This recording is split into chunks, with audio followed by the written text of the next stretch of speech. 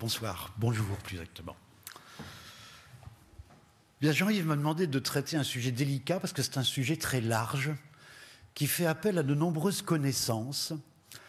Et comme justement ça fait pour bien ressentir, évaluer qu'est-ce qui se cache derrière ce sujet, il faudrait pratiquement raconter presque toute l'histoire de l'univers, ou en tout cas presque toute l'histoire du système solaire.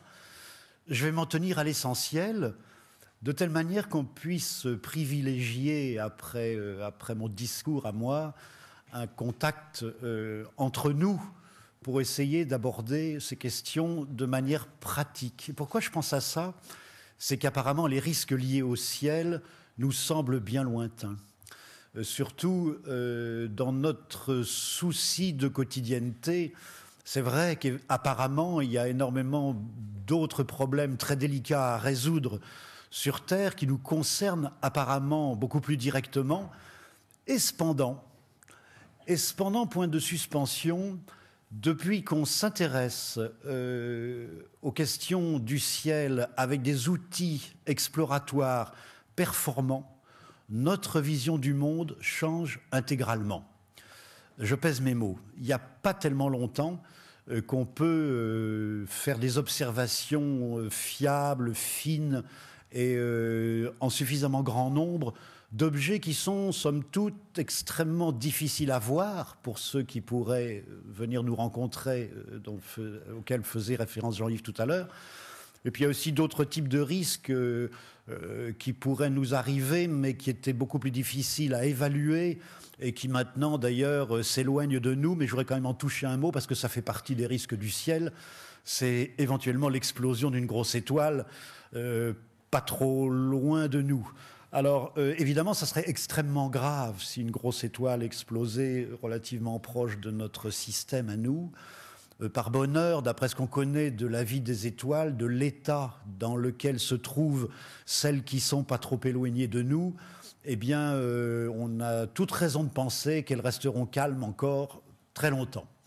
Donc voilà déjà un risque écarté, ou quasiment dans l'état actuel des connaissances écarté, en tout cas à une échelle de temps qui correspondrait, on va dire, à quelques civilisations humaines, pour faire flou volontairement.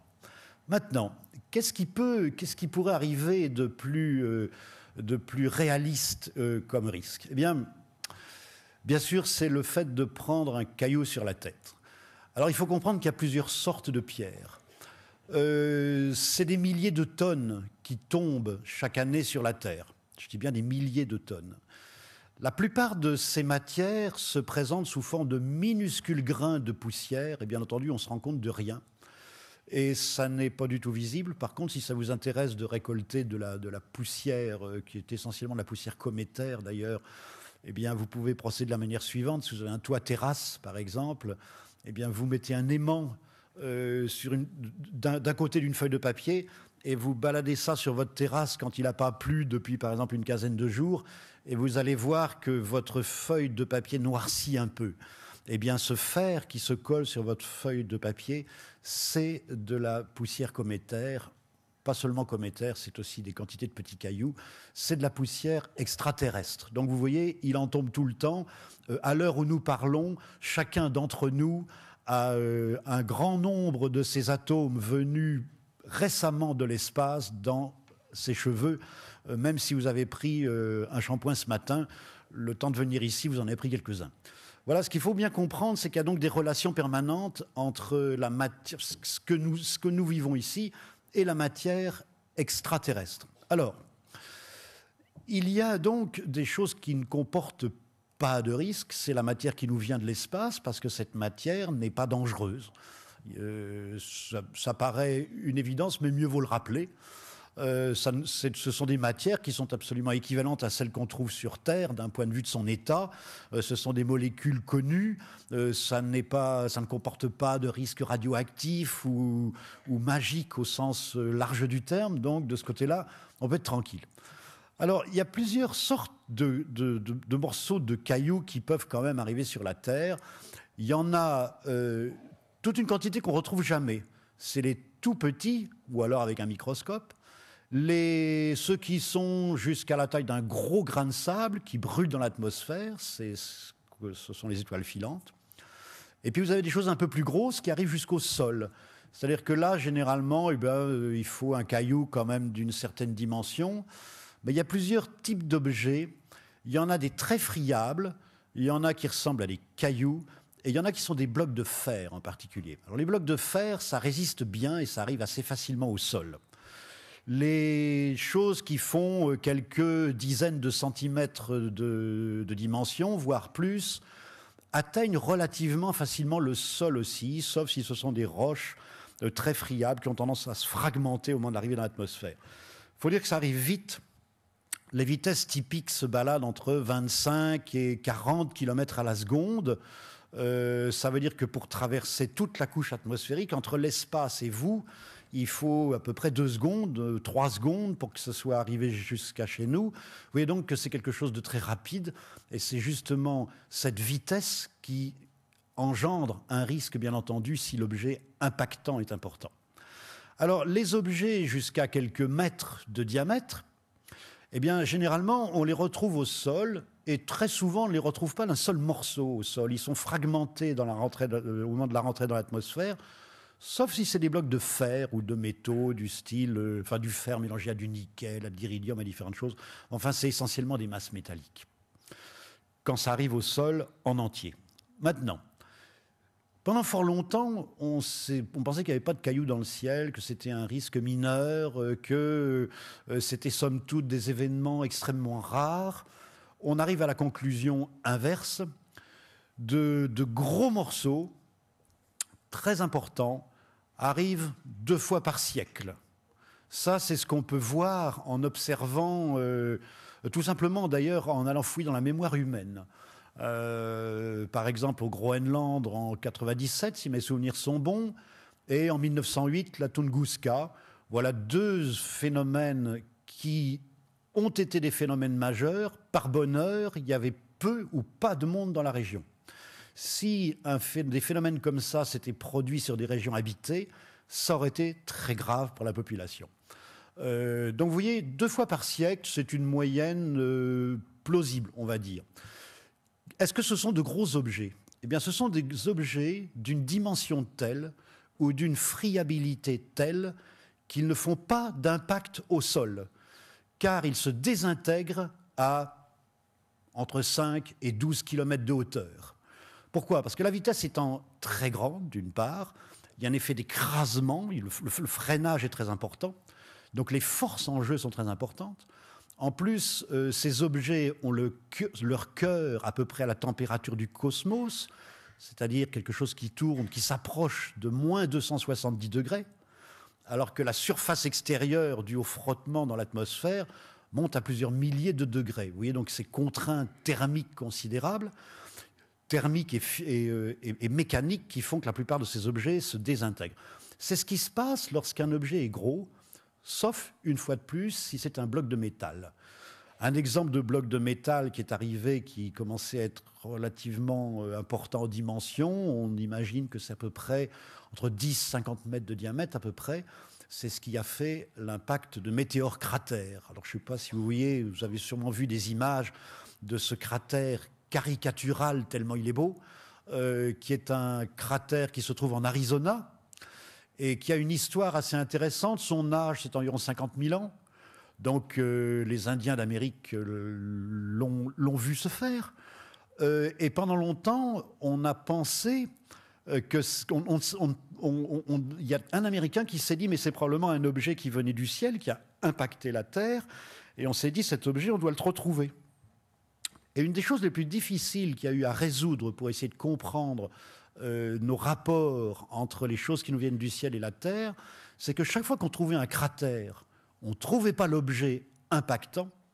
Et à côté de ça, on trouvait de nombreuses pierres venant du ciel, on en avait la preuve définitive, sans cratère. Eh bien, ça vient justement de la chose suivante, c'est qu'en fonction de la dimension de l'objet qui arrive, il est soit totalement explosé lors de sa traversée dans l'atmosphère, soit il est pulvérisé, je dis bien pulvérisé, c'est-à-dire en fait transformé en gaz quasiment, au moment de l'impact sur la roche, parce que les vitesses cosmiques n'ont pas été freinées de manière significative dans une atmosphère qui, somme toute, résiste assez peu.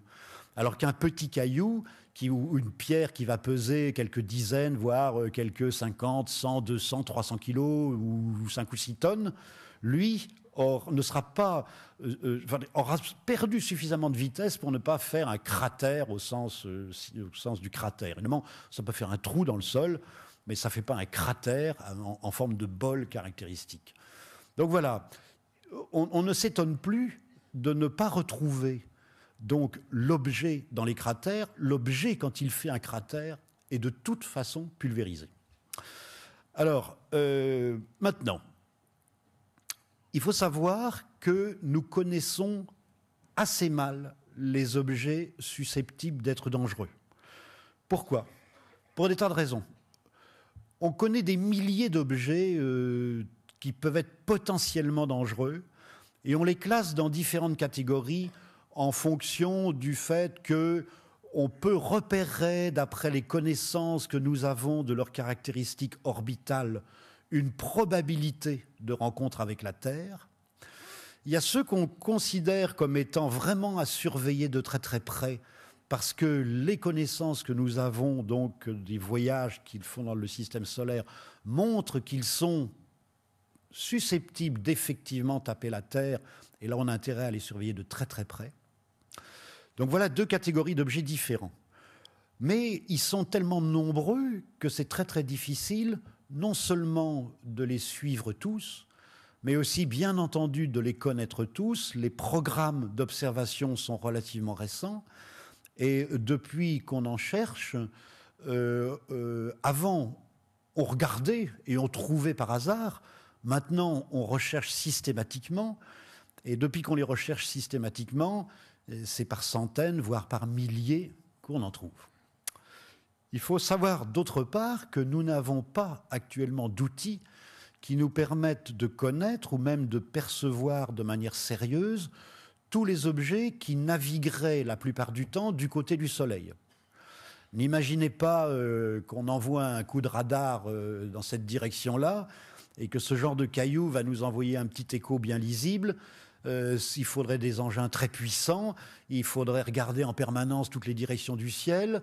C'est donc, même si techniquement on pourrait améliorer les possibilités d'observer, financièrement il est hors de question de pratiquer des méthodes de ce style-là. Donc c'est la raison pour laquelle, assez couramment, on voit 1 ou 2 jours après qu'un objet est passé près et que nous ne pouvions pas le voir, seulement parce qu'il se balade généralement du côté du Soleil.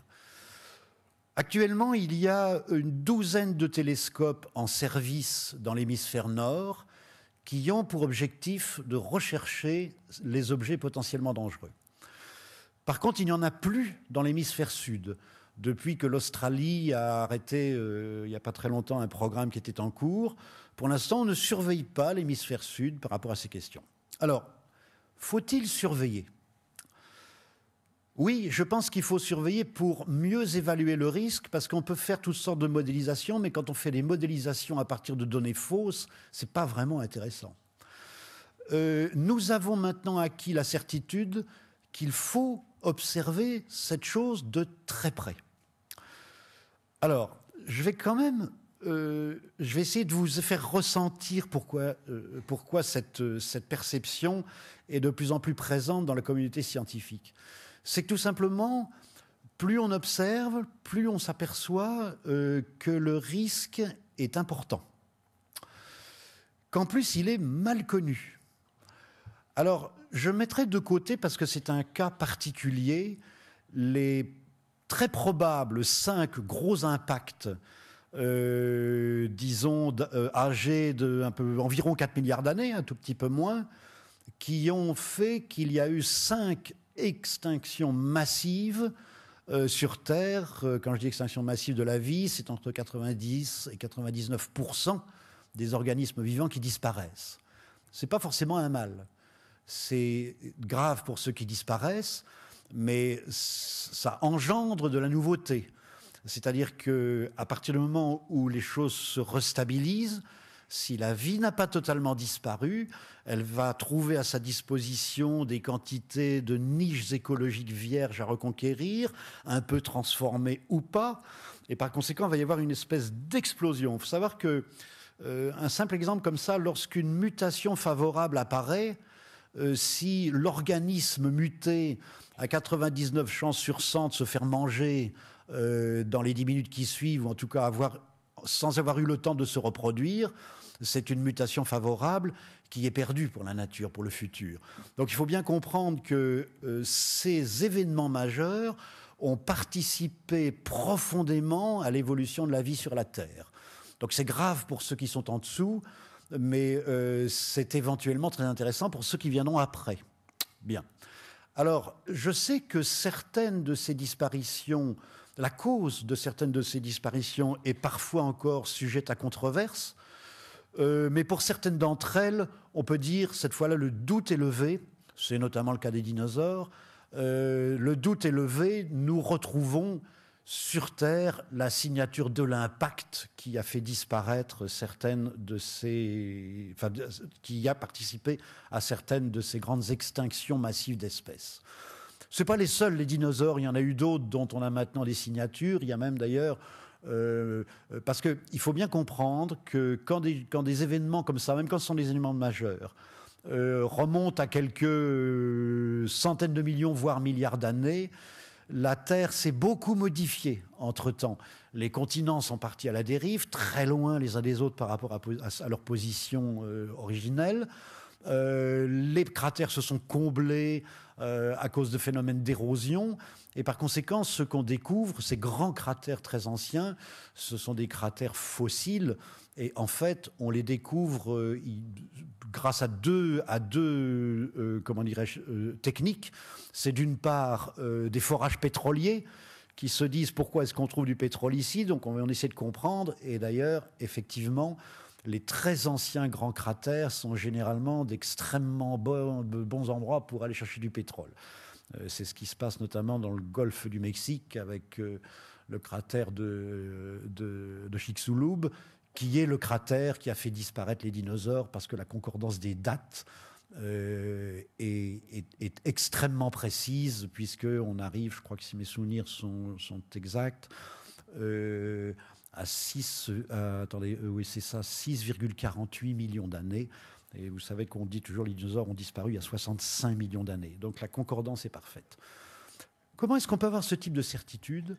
Eh bien tout simplement parce que chaque fois qu'on peut analyser de la matière venant de l'espace, soit des petits cailloux, soit des résidus de gros, eh bien on trouve toujours des matières en quantité différente au niveau de la manière dont la répartition atomique se fait, de ce qu'on trouve en moyenne sur Terre. Une des signatures classiques d'un objet impactant, c'est une présence importante d'iridium, et on ne trouve qu'extrêmement peu d'iridium dans les couches terrestres, seulement parce que c'est un métal lourd et issu donc qui est arrivé sur Terre, au moins la Terre s'est formée il y a 4 milliards, 6 millions d'années. Et ces métaux lourds sont tombés vers le cœur avec le fer. C'est pour ça que la planète comme la Terre a un noyau très dense, beaucoup plus dense que la fine croûte de roche qu'on appelle la roche continentale, qui flotte sur la lave plus dense. Mais là, on parle même du noyau, c'est-à-dire quelque chose de beaucoup plus profond dans la Terre. Donc les matériaux denses ont descendu depuis fort longtemps au cœur de la planète. Mais par contre, si vous en amenez, bien entendu, de manière récente, ben cela ne peut pas descendre puisqu'il tombe sur une roche dure. Alors même si ça crée un cratère de quelques centaines, voire milliers de mètres de profondeur, au moment de l'impact, ça reste quand même en couche superficielle.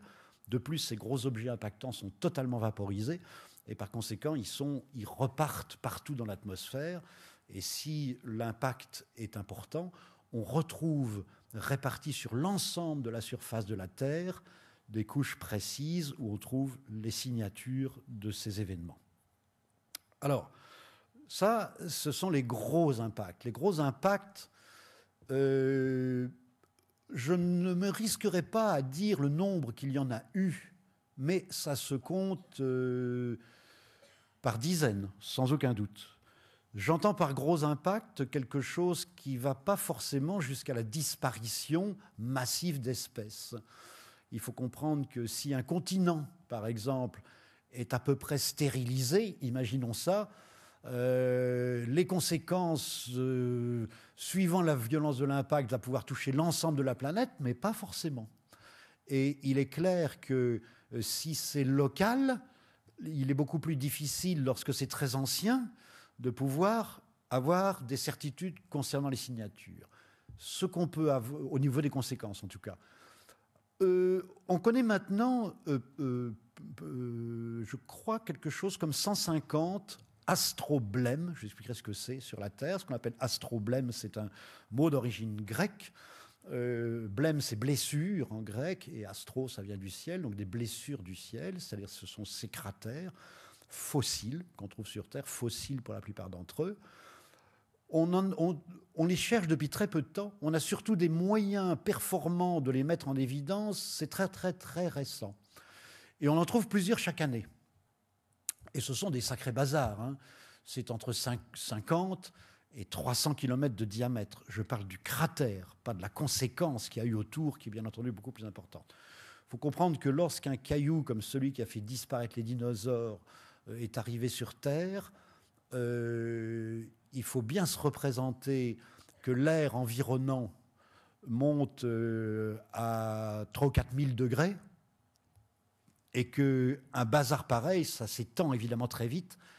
Ça fait une espèce de bubon au-dessus de la couche atmosphérique terrestre qui fait en moyenne 100 km. Là, ça monte beaucoup plus haut et ça se répand sur l'ensemble de la planète. Il faut comprendre que cette onde de choc donc atmosphérique, qui est chauffée à des milliers de degrés, non seulement elle stérilise tout sur son passage, mais elle enflamme comme un fétu de paille tout ce qui peut être brûlé, tout ce qui est combustible. Donc les forêts brûlent, et à partir du moment où les forêts brûlent, c'est un phénomène qui s'auto-accélère, et au bout d'un moment, on a un dérèglement complet d'un point de vue climatique. Et quand on observe justement dans la couche, espèce de couche d'argile qu'on appelle la couche crétacé-tertiaire, donc qui correspond à cet événement qui a fait disparaître les dinosaures, eh bien non seulement on trouve de l'iridium partout sur la Terre, hein, c'est une couche de quelques centimètres d'épaisseur, de l'argile, parce que c'est des particules extrêmement fines, tout ça a été pulvérisé et retombé peu à peu.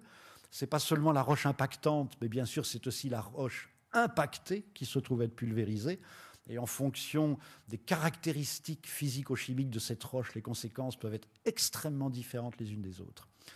Et donc, on retrouve non seulement cet iridium présent partout en quantité très significative, mais aussi une quantité de suie telle que les meilleurs modèles montrent que pratiquement l'ensemble de la végétation planétaire de cette époque a brûlé. Alors évidemment, ça a des conséquences. Dans la journée qui suit, le ciel n'est plus transparent du tout. C'est-à-dire qu'il fait au sol une obscurité qui est plus obscure que les plus obscures nuits sans lune. Vous ne voyez plus vos pieds. Il faut comprendre ça. Et ça ne se dissipe pas en un instant. De toute façon, ça va durer plusieurs mois, voire plusieurs années. Alors bien sûr, la conséquence directe, c'est que la photosynthèse s'arrête. Tous les organismes ne meurent pas car il y a des choses à manger, il y a des choses pourries à manger, il y a des choses qui étaient dans le sol, et ce qui survit le mieux, c'est effectivement les organismes souterrains, voire sous-marins, à condition qu'ils ne soient pas trop proches de l'impact, parce que vous vous doutez que c'est par milliards de tonnes que l'eau de mer bout et est vaporisée dans l'espace. Donc oui, ça, c'est des événements majeurs, par bonheur, peu fréquents. Il n'empêche qu'on l'a observé en direct en 94. Oui, 94, sur Jupiter. Vous savez qu'il y a eu une comète qui s'est cassée en morceaux lors d'un premier passage près de Jupiter. Il y avait une douzaine de morceaux. Et on a pu prévoir longtemps à l'avance que les différents morceaux allaient percuter la planète Jupiter. Donc on n'a pas tout à fait vu les impacts en direct parce que ça se passe de l'autre côté, mais on a vu immédiatement après l'impact. On les a suivis un par un, on savait pratiquement à la seconde près à quel moment ils allaient taper. Ils ont tapé en chapelet parce que c'était des morceaux issus de la même comète. Et chacun d'entre eux a créé à la surface de Jupiter des événements dont la dimension est supérieure à une planète comme la nôtre, avec une bulle atmosphérique jupitérienne, et pourtant le champ de gravité est important sur Jupiter, hein, qui montait à 3000 km. Représentez-vous ce que c'est, 3000 km par rapport à notre couche atmosphérique qui fait que 100 km. Donc il faut bien percevoir que ce sont des événements majeurs. Si nous avions pris ça sur la tête, eh bien, c'était un phénomène qui ressemblait à ce qui s'était passé au moment des dinosaures. Il faut savoir aussi une chose, c'est que nous savons maintenant que très souvent, ce n'est pas un seul objet qui arrive, mais c'est une escadrille. Tout simplement parce que ces objets sont des objets très friables. Ils se cassent donc très facilement à cause d'effets de marée lorsqu'ils passent près de planètes importantes. C'est dû simplement à une différence d'attraction entre le côté proche de la planète qui attire et l'autre côté. C'est pour ça que la mer monte et descend sur la Terre quand la Lune passe. Hein, combinaison de Lune-Soleil, mais c'est surtout la Lune. Tellement bien que dès qu'elle passe, un continent, par exemple, comme celui sur lequel nous sommes posés, monte de quelques centimètres, une dizaine de centimètres, et ensuite redescend. Mais évidemment, là, il faut comprendre que sur des objets qui sont friables, passant proche de gros objets du style Jupiter et autres, ces objets se brisent très souvent en des tas de morceaux, qui restent les uns à côté des autres. Et comme ils restent les uns à côté des autres, avec une certaine trajectoire, évidemment, si un jour ça rencontre un corps, eh bien, on a des chances d'avoir affaire à un effet de mitrailleuse, qui est évidemment d'autant plus grave qu'à partir du moment où vous avez une onde de choc très importante qui se répand dans l'atmosphère, ou un tsunami, et puis un autre quelques heures après, et que les deux se mélangent, et évidemment, ce n'est pas au même endroit, parce que la planète a tourné et elle a fait de la route, ça entraîne des phénomènes majeurs extrêmement forts en conséquence. Voilà donc pour les phénomènes majeurs. Maintenant, il n'y a pas besoin d'une chose aussi importante pour se poser des questions qui nous concernent plus directement. Je voudrais bien vous faire prendre conscience que loin de moi, ce n'est pas du tout ma nature de faire un discours catastrophiste. Je vais essayer de vous faire percevoir la réalité des choses autant que faire se peut, parce que tout n'est pas connu. Mais d'après ce que nous pouvons entrevoir de la direction que ça prend, c'est que par rapport aux choses que nous connaissons, le risque est plus important que ce que nous indiquent actuellement des modèles calculés à partir des corps que nous connaissons. Si nous faisons des extrapolations par rapport au nombre de corps qu'on découvre actuellement qui sont potentiellement dangereux, eh bien, on prononce un chiffre. Soit on ne fait pas les extrapolations, soit les extrapolations sont fausses parce qu'une courbe, ce n'est pas toujours comme ça. Il se peut que ça fasse ça avec l'évolution des technologies. Toujours est-il qu'il faut s'attendre donc à, en moyenne, 2 gros impacts sous lesquels il ne faut pas être par siècle. Quand je dis sous lesquels il ne faut pas être, c'est s'il y a une ville en dessous, elle n'existe plus. Par exemple, en 1908, la Tunguska a couché totalement la forêt, une forêt robuste, sur un diamètre de 30 km. Aucun impact au sol, même pas de cratère. L'objet était friable, c'était certainement une roche relativement friable. À partir du moment où elle commence à se casser, si c'est beaucoup de masse, elle ne ralentit pas. Donc dès qu'elle commence à se casser, l'ensemble de l'énergie se répartit un peu partout dans la roche et ça se pulvérise, donc ça se vaporise. Et ce qui est dangereux, c'est l'onde de choc, parce que ça représente quand même des puissances en énergie sur un objet de ce genre-là, bien supérieures à une bombe comme celle qu'on achetait sur Hiroshima, par exemple, qui est simplement de l'énergie potentielle qui transforme donc en onde de choc mécanique. C'est perdu, cet événement s'est fait au fin fond de la Sibérie. On a entendu le choc à Moscou. Tous les sismographes de la Terre ont enregistré, alors que rien n'a tapé la Terre. Entendons-nous bien, il n'y a pas eu de choc sur la Terre, et les sismographes l'ont enregistré. Et on pouvait lire en Europe son journal en pleine nuit, parce que l'ensemble du ciel était devenu lumineux pendant un certain temps. Voilà. En 1997, il y en a eu un autre du même acabit au Groenland. on n'a toujours pas retrouvé d'impact au sol. C'est beaucoup plus difficile de pouvoir observer les conséquences seulement parce qu'il n'y avait pas de végétation en dessous. C'est une zone très difficile à atteindre du côté de la côte est, avec des glaciers, des crevasses, des montagnes. On a été voir, on n'a rien trouvé.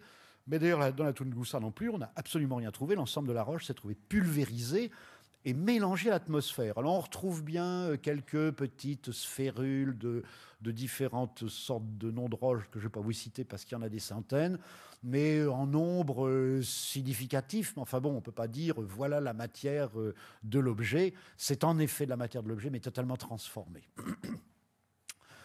Donc 2 fois par siècle pour un objet de ce genre-là. Maintenant, ceux-là, est-ce qu'on peut considérer qu'ils sont très dangereux? J'ai envie de dire non, pour la raison suivante, c'est que l'essentiel de la surface terrestre n'est pas habité. Si vous sortez les océans, les déserts, les endroits où il n'y a presque personne, c'est probablement très rarement un événement grave, tout simplement parce que le pourcentage de chance, même si c'est 2 objets qui tombent par siècle, que ça tombe sur une région habitée, est tout petit. Peut-on s'en prémunir? La réponse est non. On peut strictement rien faire contre un bazar pareil, parce que c'est tout petit, et par conséquent, on ne le connaît pas, et on ne le voit pas arriver. Il arrive, point. Donc il n'y a pas à se poser grande question là-dessus, dormons tranquille, et puis voilà. Maintenant, plus gros qu'on pourrait repérer, et dont on connaît suffisamment bien les caractéristiques orbitales pour pouvoir prononcer des choses intelligentes. Et bien là, la réponse est oui. Il faudrait vraiment qu'on s'en préoccupe parce que nous en prendrons un sur la tête. C'est pas peut-être, c'est sûr. La question ignorée, c'est dans combien de temps? Je ne parle pas de catastrophes qui ont fait disparaître les dinosaures. Je parle de choses plus importantes qui feraient un cratère au sol, enfin, qui auraient une répercussion par rapport à l'impact tel que, par exemple, un pays comme la Belgique disparaît. Le cratère serait là, pas très grand. Il ferait quelques kilomètres, 5 kilomètres. Le caillou serait pas très gros. Ça serait un genre un stade, à peu près, pour vous imaginer à peu près le volume de la chose. Ça tombe dans ces coins-là. Eh bien, il n'y a plus âme qui vive sur cette surface-là. Alors, si ça tombe au centre du Sahara, c'est pas très grave, encore que nous connaissions assez mal les connaissances lointaines, parce que là, les modélisations sont très compliquées à faire. D'autre part, on sait que les conséquences ne sont pas les mêmes en fonction de la roche impactée, notamment par rapport aux toxiques que ça peut générer.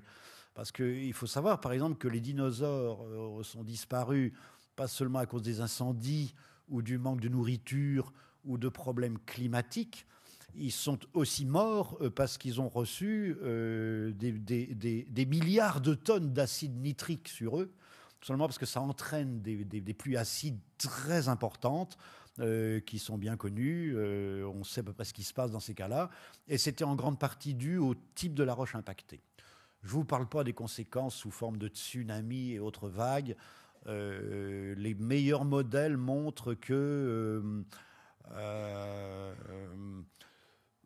on atteint assez vite des vagues de l'ordre de la centaine de mètres de hauteur, mais pour une affaire du genre des dinosaures, ça se compte en milliers de mètres, la vague. Hein. Donc vous vous rendez compte, ce qui arrive, ça s'est passé donc, au sud du golfe du Mexique, ça a complètement balayé la Floride, etc., qui ont disparu sous le tsunami. En plus, il y a des phénomènes ensuite de redescente et des ondes de choc qui se balancent. Donc, ce n'est pas parce que vous en avez eu un que dans 5 ou 6 heures, vous allez en prendre un autre. Et comme ça, pendant tous les 6 ou 7 heures, vous en reprenez un parce que c'est des vagues qui se rencontrent et qui reviennent et qui se battent les unes les autres avant que tout ça s'amortisse en se transformant en chaleur. Donc voilà, ça c'était pour revenir brièvement sur les gros impacts. Alors, je ne voudrais pas vous faire tout un listing parce que ça serait trop long des différents types d'objets connus. Il y en a qui sont donc qui se baladent en moyenne entre Mars et Jupiter, c'est la ceinture d'astéroïdes. Ensuite, il y a la ceinture de Kuiper, qui se balade du côté de Pluton et beaucoup plus loin. Ensuite, il y a le nuage de Oort, qui est encore beaucoup plus loin. Toujours est-il que ces différentes régions du système solaire sont des régions très peuplées en cailloux de toutes les tailles, puisque ça se compte pour le nuage de Oort, bien entendu, par centaines de millions. Mais les déstabilisations ne sont pas très fréquentes. Ceci dit, l'hypothèse du nuage de Oort, qui est un cocon qui nous entoure complètement, a été faite pour comprendre les caractéristiques orbitales des comètes à très longue période. Et l'observation des comètes à longue période nous indique de manière certaine qu'il y a ce réservoir cométaire qui est inépuisable par rapport à notre durée de vie espérée en tant que système planétaire. Je ne parle pas en tant qu'être humain dans l'état actuel, parce qu'on est dans des durées de vie beaucoup plus importantes. Alors on s'est amusé à faire des petits calculs par rapport au meilleur modèle connu. Vous allez voir, c'est un calcul stupide, mais c'est un raisonnement fallacieux, mais qui en même temps donne au moins quelques repères. Par rapport aux objets connus qui pourraient impacter et avoir des conséquences sur nos vies, eh bien vous avez le même pourcentage de chances, à l'heure où nous parlons, de mourir pulvérisé à cause d'un gros objet qui viendrait du ciel, que de mourir en avion au cours de votre vie. C'est le même pourcentage. Simplement, il se trouve qu'il y a très souvent peu de gens qui meurent en avion, mais là, en une seule fois, c'est tout le monde qui meurt. Mais si vous traduisez ça en termes mathématiques, eh bien, vous arrivez au même pourcentage. Alors évidemment, rappelez-vous que tous les êtres humains ne prennent pas l'avion. Ceux-là, ils ont très peu de chances de mourir en avion, sauf s'ils en prennent un sur la tête. Donc il faut comprendre que c'est à la fois un petit risque. En même temps, il faut comprendre aussi un chiffre significatif. C'est que se pencher, parce que c'est réaliste d'un point de vue technique, se pencher sur une meilleure étude de ces questions, et sur la possibilité de se débarrasser des plus gênants connus, c'est réaliste, avec pour certains d'entre eux un très fort pourcentage de chances d'y réussir, pour certains d'entre eux de l'incertitude. Pour ça, on aurait besoin de lancer un programme qui coûte environ 2 millions de dollars. La station orbitale internationale coûte 2 milliards de dollars. Maintenant, le résultat d'un impact non pas majeur, mais assez sérieux, c'est chaque année 5 fois le produit de l'ensemble de l'humanité sur 5 ans. Ça, c'est le coût de l'histoire. Imaginez un truc sérieux qui tape, par exemple, aux États-Unis. Voilà ce que ça suppose en coût. Donc, en fin de compte, le rapport qualité-prix mérite vraiment qu'on commence à s'y arrêter. C'est un risque lointain. Vous pouvez dormir tranquillement sur vos 2 oreilles. On a peu de raisons de penser que ça va se passer ce soir, mais ça peut se passer ce soir. Et sachez que ça nous prendra par surprise. Si ça se passe ce soir, ou si ça se passe, par exemple, dans les 20 ans qui viennent, ça nous prendra par surprise. Vous ne serez donc pas prévenus. Si c'est, par exemple, dans le siècle qui vient, certains d'entre eux, on pourra vous dire, tiens, celui-là, on l'a vraiment à l'œil, parce qu'on évalue un risque, par exemple, de 1% d'être dans une boîte d'erreur où ça pourrait impacter. Alors là, à moins que assez rapidement on commence à prendre les devants en se disant qu'est-ce qu'on peut faire pour anticiper, eh bien, si ce n'est pas un très très gros bazar, mais ne vous inquiétez pas, pour l'instant il n'y a pas de très très gros bazar connu, ça ne serait que des risques locaux, même s'ils ne sont pas du tout petits, eh bien à ce moment-là, on pourrait imaginer de vider une région, c'est-à-dire on s'échappe. On laisse l'impact se faire, on attend que ça refroidisse et on revient. Bon, voilà une possibilité. Je ne vais pas rentrer dans les détails parce que je préférais qu'il y ait un échange entre nous, peut-être sous forme de questions-réponses. Parce que le sujet est tellement vaste que peut-être qu'il y a des questions, des réponses précises que vous désireriez. Il faut comprendre donc une chose essentielle, c'est que nous avons actuellement plusieurs modèles intéressants pour comprendre comment on peut agir. Certains d'entre eux étaient spéculatifs, un peu farfelus, parfois dangereux, mais c'est toujours comme ça quand on commence à aborder un sujet. Maintenant, on s'aperçoit que c'est de plus en plus crédible parce qu'il y a, parmi ceux qui travaillent sur qu'est-ce qu'on pourrait inventer pour empêcher certains impacts, sauf les très très gros impacts majeurs peut-être, mais des impacts locaux très très lourds de conséquences, eh bien, on commence à sentir un consensus dans la communauté scientifique sur la manière de procéder en fonction de l'objet. Ce qui rend extrêmement crédible la possibilité de décider des politiques, de mettre sur pied des programmes comme ça. Une fois de plus, je rappelle, ce ne sont pas des technologies très sophistiquées, mais ce sont des problèmes qu'il faut prendre très en amont. Ce ne sont pas des investissements très importants, mais il faut quand même être suffisamment sensibilisé pour avoir envie de les faire.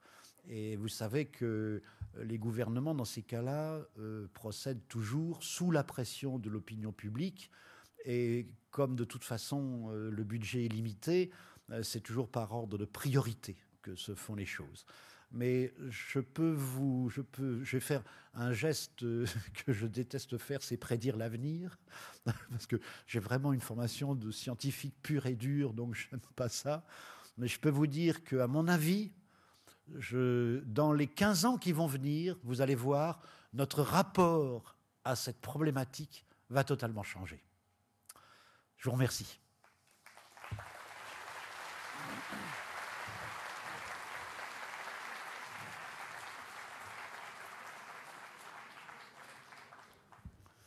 Bien, s'il y a des questions, ça sera avec plaisir que... Oui, je ne sais pas comment on fait. On passe un micro aux gens de la salle? Allô, allô. Oui, d'accord, je vous en prie, monsieur. Est-ce qu'on peut prévoir d'où viendront les impacts, donc un angle privilégié par rapport à la Terre et des lieux privilégiés pour les impacts? Et s'il y a un lieu privilégié, y a-t-il, en fonction de la rotation de la Terre, des heures privilégiées? Non, ça peut venir de toutes les directions, ou plus exactement, ça peut impacter tout endroit de la Terre, simplement l'angle d'arrivée ne sera pas le même. Et il n'y a ni heure privilégiée, ni date privilégiée, sauf pour certains types d'objets. Par exemple, on a de bonnes raisons de penser que le morceau récent conséquent qui est tombé sur le Groenland était un morceau d'une comète qui donne lieu à l'essaim des Géminides en décembre tous les ans. Et on sait que cette année-là, les Géminides avaient été relativement actives, et on a de bonnes raisons de penser, sans certitude, que c'est un morceau de la même comète. Donc, sauf si c'est un bout significatif d'une comète, d'un ancien traversée de la Terre dans l'orbite d'une comète connue, à ce moment-là, effectivement, il y a petit peu plus de risques dans ces dates-là. Mais en moyenne, ce n'est pas très significatif, étant donné que la plupart du temps, les morceaux qui se détachent de ces objets sont soit très gros, donc on les connaît, soit tout petits et sans conséquence. Par contre, alors, évidemment, il y a plus de ces objets dans le plan du système solaire. Mais comme la Terre peut être n'importe où par rapport à ça, si vous êtes par exemple au pôle, vous risquez de prendre un impact plus tangentiel. Mais les conséquences sont exactement les mêmes. Oui, monsieur. Ah. Attends, non, attendez, je ne sais pas où est le micro. Le micro, enfin moi j'en ai un. Voilà, je vous ai vu, madame, merci. Oui, je voulais vous poser la question, revenons en France. Il y a à la limite de la Haute-Vienne et de la Charente un petit pays qui s'appelle Rochechouart, dont on dit qu'il est le lieu de chute d'un météorite. Et aux environs, de nombreux bâtiments romains ont été construits avec des pierres tout à fait particulières qui sont, paraît-il, des pierres de météorites. Qu'est-ce que vous pouvez nous dire là-dessus? Oui, ce ne sont pas des pierres de météorites, ce sont des pierres qui ont été fragmentées par l'arrivée d'une météorite. Alors il y a effectivement une certitude, le cratère de Rochechouart est maintenant, je dirais pas bien connu, mais très bien repéré. Il faut comprendre que lorsqu'un cratère est relativement vieux, il est difficile de repérer ses bords. On repère ça par toutes sortes de méthodes indirectes. Je ne vais pas rentrer trop dans les détails, puis ça serait un peu compliqué. Ça peut être des anomalies magnétiques, mais le meilleur moyen, c'est de faire un forage pour voir si on trouve des roches impactées, qui sont très facilement reconnaissables. Effectivement, il y a énormément de bâtiments. Je crois même que l'église est faite de cette pierre-là, qui, à Rochechouart, sont faites à partir de cette roche qui est tout simplement le socle qui a été défoncé au moment de l'impact. Alors, pour revenir à Rochechouart, il se pourrait bien, mais on n'a pas encore exactement de... Il y a 4 scientifiques qui travaillent sur cette question-là, mais tout n'est pas encore parfaitement définitivement conclu. Il est fort probable que Rochechouart, c'est un impact majeur, d'autant plus qu'il y a eu 2 impacts. Je ne me rappelle plus le nom du petit patelin qui est à côté, et en fait, Rochechouart ne serait pas le plus grand. Et si cette théorie se confirme, parce qu'on s'aperçoit que Rochechouart a un endroit, dans une direction, il est totalement perturbé par quelque chose qui ressemble à la vague au bord d'un autre cratère. Donc il y a eu 2 objets qui ont percuté cette région avec un delta horaire relativement court, ce qui est probablement très souvent le cas. Et si la théorie se confirme, il semblerait bien d'ailleurs que ce soit Rochechouart et cet autre cratère encore hypothétique, mais assez bien repéré maintenant, et qui serait peut-être un des plus gros impacts connus, voire le plus gros. Très ancien. Il se trouverait que seraient tous les 2 tombés en France.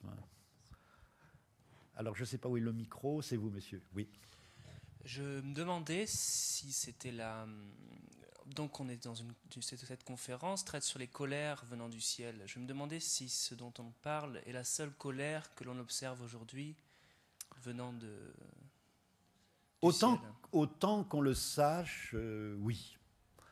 J'ai évoqué rapidement la possibilité d'une explosion de supernova à des dimensions qui pourraient nous rendre, comment dirais-je, pour laquelle il pourrait y avoir des conséquences, mais autant qu'on puisse le voir, dans l'état actuel de la connaissance de l'astrophysique et de la nucléosynthèse stellaire, de la manière dont ça se produit, il n'y a pas dans des régions proches d'étoiles susceptibles de poser des problèmes majeurs. Alors évidemment, je ne vous parle que de ce qui est actuellement connu par la science. Oui, je suis malheureusement obligé de donner la priorité aux gens qui ont le micro. Oui, je me demande, est-ce que vous parlez de ce grand objet qui nous risque de tomber sur la tête? Est-ce que c'est Hercule, identifié et nommé Hercule? Non. Non. Cette grande roche qui est repérée, qui est vue depuis très longtemps, oui. Qui s'approche, et vous dites dans les prochains 15 ans, les politiques vont changer d'avis. Ah oui, mais c'est pas à cause de ça. C'est pas à cause de ça. C'est par rapport à l'état global des connaissances. C'est parce qu'effectivement, à chaque moment qui passe, on a une meilleure connaissance des choses. On découvre des centaines de géocroiseurs. Hein. C'est pas quelques-uns. Maintenant, c'est des systèmes automatiques qui les repèrent. Et je vous rappelle qu'on ne regarde que dans l'hémisphère nord. On n'observe pas dans l'hémisphère sud. Et ce ne sont pas les mêmes. Même s'ils passent en temps de sud au nord, il faut évidemment regarder sur 360 degrés au moment où la nuit se fait, puisque du côté jour, on ne peut pas regarder. Donc c'est en ce sens que je disais, c'est pas par rapport à l'un d'entre eux en particulier.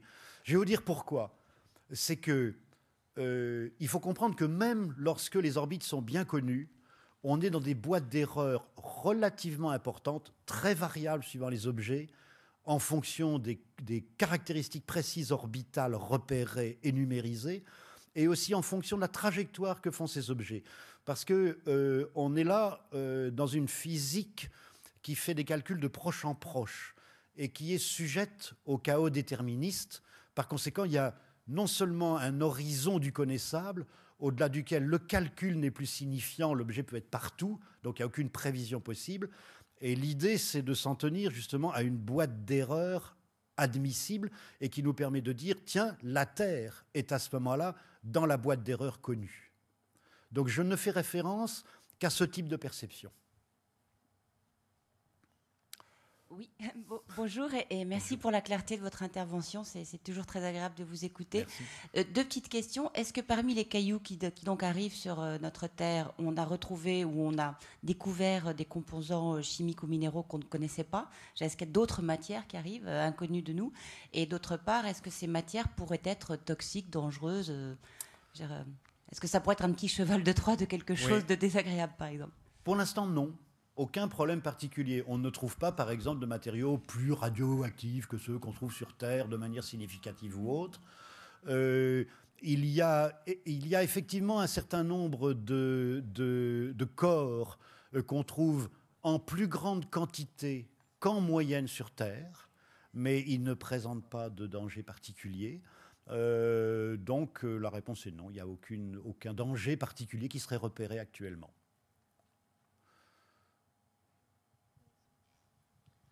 Oui, on a parlé jusqu'à présent d'impact de matière, mais je crois qu'il y a aussi les rayonnements ionisants.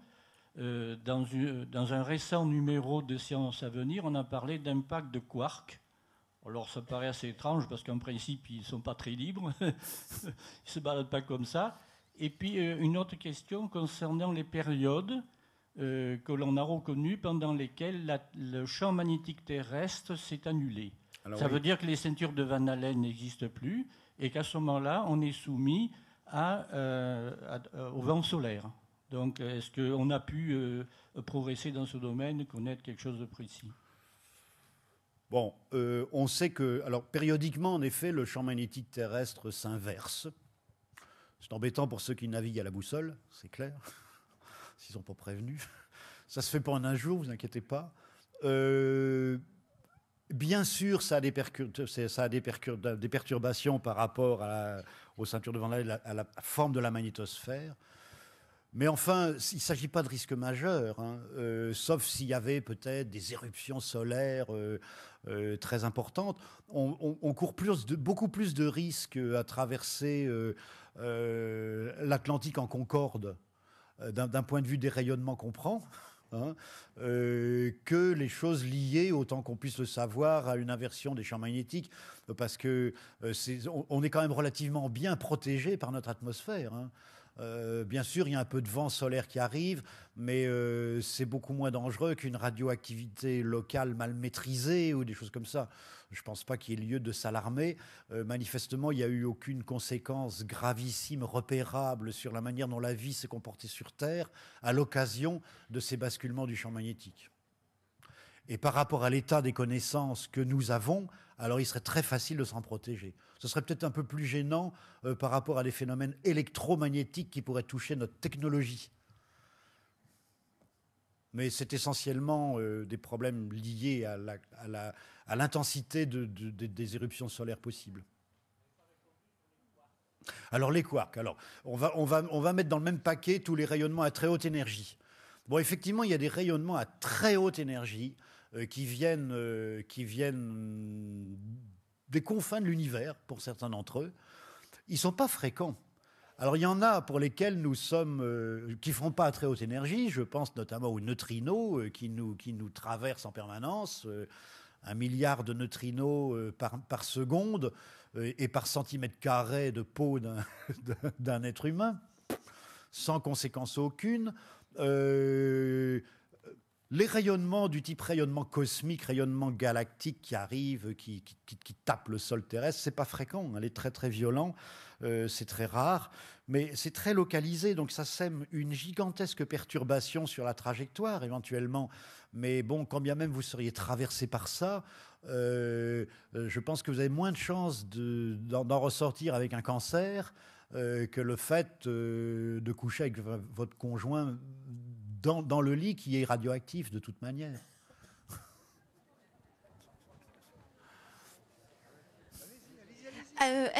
S'il vous plaît, est-ce qu'on peut supposer qu'un événement... Je suis là. Je suis sur le côté. Est-ce qu'un impact très important peut changer la trajectoire de la Terre, et à partir de quand est-ce possible? Alors, si l'impact a cette importance-là, ça n'aura que plus du tout d'importance pour nous, parce que si l'impact est d'une telle vigueur, là, j'ai de bonnes raisons de penser que la Terre sera stérilisée. On a reçu un impact de ce genre-là, selon toute probabilité et les meilleurs modèles, mais c'était avant que la vie apparaisse. D'ailleurs, il semblerait bien que la vie est apparue dès que les choses se sont à peu près stabilisées. Manifestement, d'après les meilleures études, l'origine de la Lune est la conséquence d'un impact de ce style, c'est-à-dire un objet impactant qui serait une sorte de planète Mars, peut-être un petit peu moins massive, qui a un peu décaloté la planète, évidemment. Alors tout ça, ce ne sont que des modèles, puisqu'il ne reste pas de traces précises. L'impact ne s'est pas fait de plein fouet, manifestement, ça a été un peu déshabillé, une partie de la Terre est partie dans l'espace. Cet objet impactant aurait vu son noyau massif déshabillé lui-même donc de ses couches rocheuses. Le noyau serait retombé sur la Terre assez vite et le choc est tel que ce noyau, bien entendu, aurait évidemment traversé la croûte terrestre comme du beurre et ce serait aurait fusionné avec le noyau terrestre, ce qui est un énorme avantage pour nous parce que la Terre a un gros noyau en fer, ce qui lui permet d'avoir un champ magnétique tout à fait performant. Et d'autre part, ça a permis à la Terre d'avoir une masse significative qui permet justement d'avoir une radioactivité interne bénéfique grâce à laquelle nous ne ressemblons pas à Mars. Parce que s'il y a encore des éruptions volcaniques qui justement régénèrent l'atmosphère terrestre, car nous perdons beaucoup d'atmosphère dans l'espace comme toutes les planètes, c'est aussi grâce à cet impact ancien. Et puis ça a fait la Lune, qui est un des résidus, et cette Lune, on sait qu'elle participe énormément à la stabilisation de la rotation, la manière dont la Terre se comporte dans l'espace, à la fois la rotation de son axe. On n'a pas, par exemple, une Terre qui bascule trop souvent comme ça, ce qui arrive à certaines planètes. Une qui est en train de le faire, c'est Uranus, on la voit parce qu'elle tourne comme ça, et manifestement ça arrive avec des périodes longues à plusieurs planètes, mais vous imaginez les conséquences climatiques sur un système comme le nôtre, c'est tellement complexe et lourd de conséquences que ça c'est probablement pas modélisable de manière convaincante, on va dire. Donc voilà, il y a eu cette chose-là. Ça n'a pas fait partir pour autant, ça n'a pas fait partir la Terre. Ce qui pourrait faire partir la Terre, bizarrement, plus efficacement, c'est pas du tout un impact, c'est plutôt un effet de fronde gravitationnelle, technique qu'utilisent les sondes pour se diriger vers les planètes extérieures. Technique actuelle, parce qu'on pourra peut-être trouver des choses qui feront qu'on n'en aura plus besoin. Mais par exemple, la pauvre sonde Rosetta, qui est malheureusement clouée au sol, alors que c'est peut-être la plus belle manip du siècle, à part peut-être le fait qu'on a marché sur la Lune. Disons que depuis l'histoire des sondes spatiales, Rosetta est une manip magnifique, d'une audace fantastique, avec c'est une aventure conceptuelle, c'est une très très belle manip. Malheureusement, elle n'a pas pu prendre de place à bord d'Ariane et le délai est passé. Sa fenêtre de tir maintenant est finie, elle ne pourra pas atteindre la comète sur laquelle elle voulait se poser. Je ne sais plus pourquoi je vous parlais de ça, je me suis laissé emporter par Rosetta qui est tellement intéressante. Alors il faut savoir donc que ces petits engins-là, bien entendu, nous permettent de mieux connaître ces questions. Rappelez-moi la fin de votre question parce que je voulais... Oui, la fin de ma question, c'était de savoir si... la trajectoire de la Terre pouvait être déviée. Et donc, vous venez de parler de fronde gravitationnelle. Voilà, on parlait de la fronde gravitationnelle. Il faut savoir que la position des planètes dans le système solaire est sujet au chaos. C'est-à-dire, on peut faire... Donc, vous savez qu'on n'a pas de système pour modéliser comment 3 corps se comportent. Si vous jetez 2 corps dans un univers vide, vous les lancez. Vous pouvez prévoir, après un temps infini, où ils seront au milliardième de seconde près. Dès qu'il y en a 3, il y a un horizon du prédictible parce qu'il n'y a pas une loi simple qui permettrait de prévoir cette combinaison.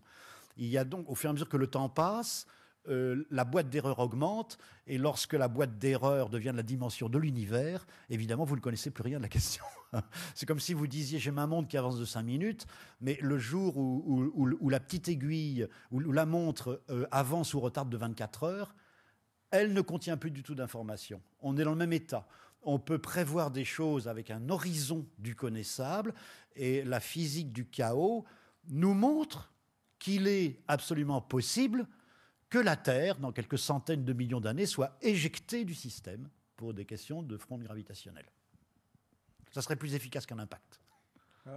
Moi, je voudrais prendre la parole. Oui. Il n'y a plus personne. C'est Jean-Pierre Petit, directeur de recherche au CNRS, astrophysicien. Alors, je vois que vous avez abordé des questions qui sont en rapport avec des phénomènes catastrophiques. Je crois qu'on peut... Parce que c'était le sujet. Oui, mais parce qu'on peut faire remarquer une chose, c'est qu'on est très ignorant sur la naissance de notre système solaire. Vous parliez tout à l'heure de l'inclinaison d'Uranus sur son orbite, en éventuellement un phénomène chaotique. Mais il ne faut pas oublier une chose, c'est que les phénomènes du chaos, ils ne tiennent pas compte des processus dissipatifs. Hein. Actuellement, non, ouais. Non, mais c'est vrai. Donc, si vous voulez, tout ce qui peut être dit dans les revues scientifiques ou dans les revues de vulgarisation qui sont des prédictions basées sur la théorie du chaos, il faut voir une chose, c'est que les gens qui manipulent cette théorie du chaos ne tiennent pas compte des processus dissipatifs parce qu'ils ne savent pas les manipuler. Donc, lorsqu'on dit... On le sait un petit peu, mais on ne les intègre pas au calcul. On les intègre... Ouais, oui, mais on le sait un petit peu. Si on ne les intègre pas, ça veut dire que ça ne sert à rien. Donc, on dit que les prédictions chaotiques sans processus dissipatif, c'est pipeau. Hein, je vous le dis. Bon. C'est la raison pour laquelle il y a un horizon du connaissable de toute manière. Oui, ça s'appelle l'ignorance. Hein. Et absolument. Absolument. Une façon de le dire. Bon. On est tout à fait d'accord. On est tout à fait d'accord. Alors maintenant, j'aimerais un peu revenir sur cette histoire de l'origine du système solaire. Il est certain que, au point de vue des systèmes de planètes autour des étoiles, on a été très surpris parce que vous savez que le premier système qu'on a trouvé, c'était un gros Jupiter qui tournait au quart de la distance de Mercure.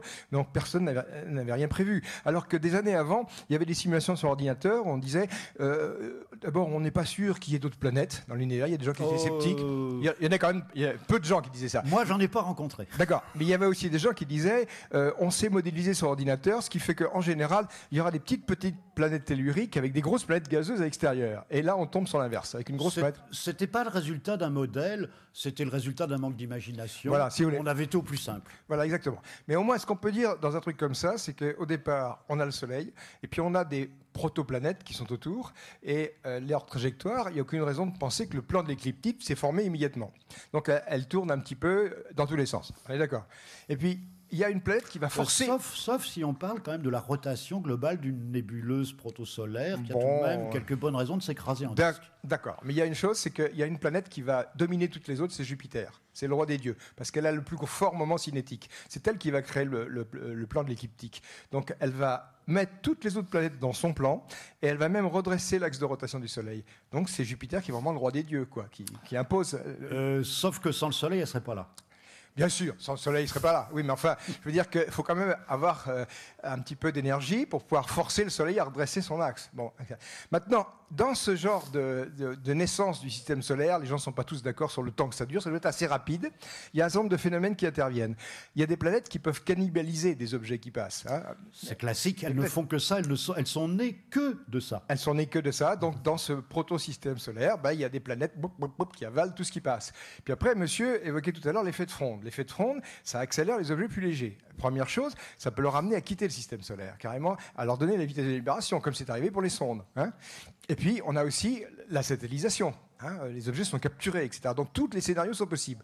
Maintenant, il y a un scénario qu'il faut envisager qui est assez intéressant, qui est le fait qu'un objet assez massif, qui peut faire plusieurs fois la masse de la Terre, peut à ce moment-là avoir été éjecté par effet de fronde sur une trajectoire très excentrique, avec une période très longue, de plusieurs milliers d'années.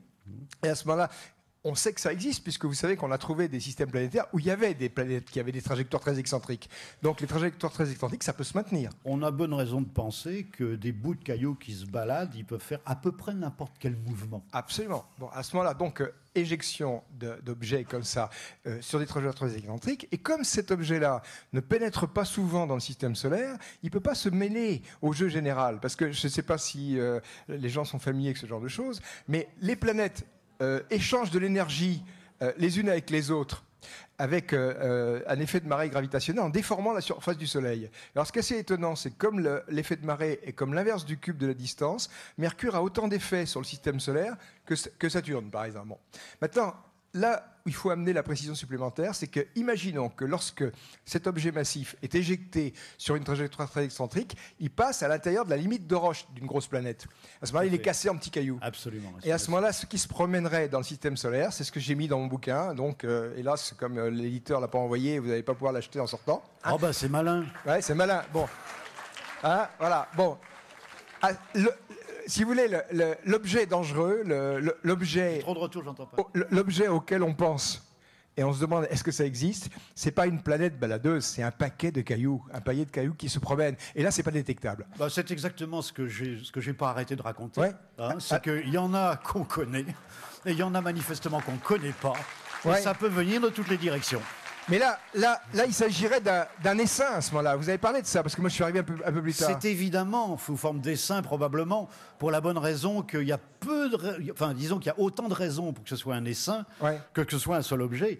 Puisque, d'autre part, ça peut être des objets qui ne sont pas encore regroupés, et puis ça peut aussi être des objets qui se sont fragmentés pour des raisons d'effet de marée. Donc c'est une évidence. C'est ce qu'on disait tout à l'heure. Donc il y a risque, alors.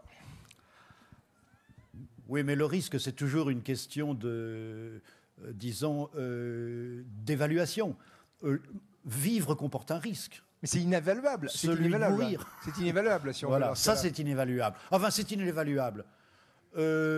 Sauf que c'est pas souvent arrivé et que par conséquent, il y a des risques venant du ciel qui sont beaucoup plus probables. Mais la question quand même que je voudrais poser, c'est que autant que je sache, les objets ne sont détectables que pratiquement quand ils pénètrent à l'intérieur de l'orbite de Jupiter. Parce qu'autrement, les comètes ne dégazent pas. Même que les gros, d'ailleurs. Que les gros. Alors, un gros objet qui pénètre dans l'orbite de Jupiter, il a combien de temps de nous 3 mois, quelque chose comme ça? Ça dépend de sa trajectoire et de sa vitesse, mais ça peut être un calcul... oui, c'est un calcul plausible, absolument. Oui. 3 mois. Donc, s'il y a quelque chose, on est prévenu 3 mois avant, quoi. Sauf s'il est périodique. Oui, mais s'il n'est pas périodique. S'il n'est pas périodique, on ne pourra rien faire. Oui, enfin, quand je dis qu'il est périodique avec une période de 4000 ans, par exemple, parce qu'il faut que ça peut couper la trajectoire solaire, oui. Ah oui, non mais... oui, je sais bien. Oui. Allez, je vais vous laisser la parole. Bien. Bah, écoutez, je crois qu'il faut que nous nous quittions. Merci à vous et bonne continuation.